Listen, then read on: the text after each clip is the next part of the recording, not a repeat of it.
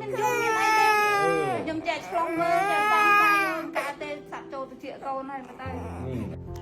ឃើញខ្មៅនៅក្នុងរន្ធត្រចៀកស្មានថាជាអាចត្រចៀកធម្មតាកូនង៉ែតអាយុ5ខែម្នាក់បានចូលមុខមន្ទីរពេទ្យដោយសារតែគាត់យំរហូតក្រោយមកម្ដាយរបស់គាត់ក៏បានមើលទៅក្នុងរន្ធត្រចៀករបស់គាត់ឃើញមានដុំខ្មៅគិតថាជាអាចត្រចៀកធម្មតាគាត់បានទៅពេទ្យនៅជិតផ្ទះរបស់គាត់ដែរគ្រូពេទ្យនៅជិតផ្ទះរបស់គាត់ក៏ប្រាប់ដូចគ្នាថាជាអាចត្រចៀករុនដ៏តូចចង្អៀតរបស់ត្រចៀកកុមារត្រូវបានយកបន្ថែមដោយដុំខ្មៅនោះ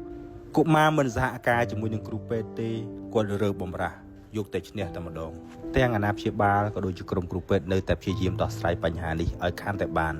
ដោយសារតែយើងមិនចង់ឲ្យអ្នកជំងឺត្រឡប់មកខាតពេលវេលាខាតលុយកាក់សហុយច្រើនព្រោះគាត់ខំស្កាត់មកពីឆ្ងាយណាស់ទីបំផុតដុំខ្មៅអត់កំបាំងត្រូវបានយកចេញមកខាងក្រៅពុទ្ធោវាមិនមែនជាដុំអាចត្រចៀកធម្មតាទេវាជាសត្វល្អិតដ៏ធំមួយដែលកក់ស្ទះពេញនៅក្នុងរន្ធត្រចៀកយើងមិនដឹងថាវាចូលតាំងពីកាលទេតែលំហកាជាគ្រូបាទលំហកាជាដូចអេដូចមុនគេងវាដូចលំហកាជាដូចពិបាកក្នុងខ្លួនហ្មងគ្រូបាទខ្ញុំធ្លាប់នៅបែបបង្អែក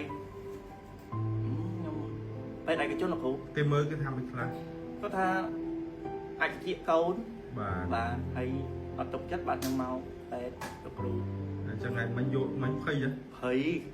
មេងបារាំងណាមិនស្រួលទេណាអត់ស្រួលទេលោកគ្រូលោកគ្រូចេះអត់ធ្មត់បើយើងធ្វើការមួយក្មេងអត់ធ្មត់ធ្វើ